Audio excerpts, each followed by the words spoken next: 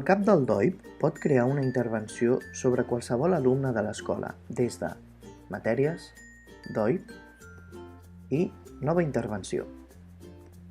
Seleccionant un alumne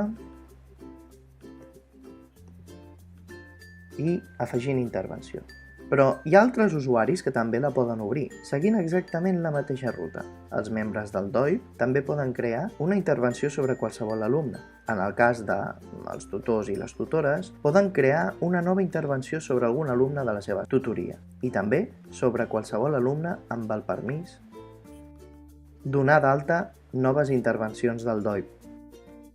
Els altres usuaris que podran obrir una intervenció amb aquest permís, els docents i els membres del personal d'administració i serveis, que també forma part del personal docent, encara que no tingui assignada cap matèria i, per tant, cap alumne. Els pares i mares no poden crear cap intervenció.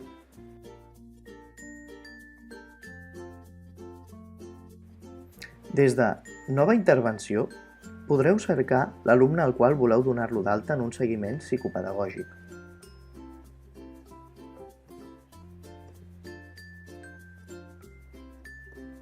Des de les dades bàsiques, ompliu els camps motiu i descripció.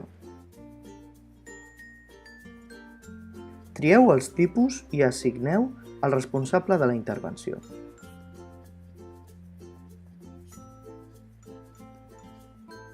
Indiqueu la data de creació, si té un cost i la possible vinculació amb alguna intervenció anterior. Podeu avisar, via correu electrònic, el responsable que heu designat. A la part dreta, ompliu el formulari d'alta, que és qüestionari de la nova intervenció. Guardeu.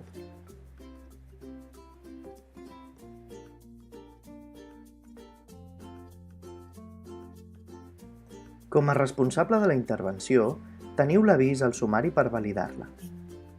Accediu a la pantalla Matèries, DOIP, filtrar tots els cursos i accions validar intervenció. Valideu o denegueu el cas proposat. Poseu la data d'aquesta acció. Si el valideu, assigneu els agents. En aquesta pantalla us recomanem que els seleccioneu tots, per poder-los seleccionar en qualsevol dels altres passos de la intervenció. Podeu enviar un correu d'avís. Guardeu. El cap del DOIP també pot validar o denegar la intervenció proposada i editar la intervenció creada.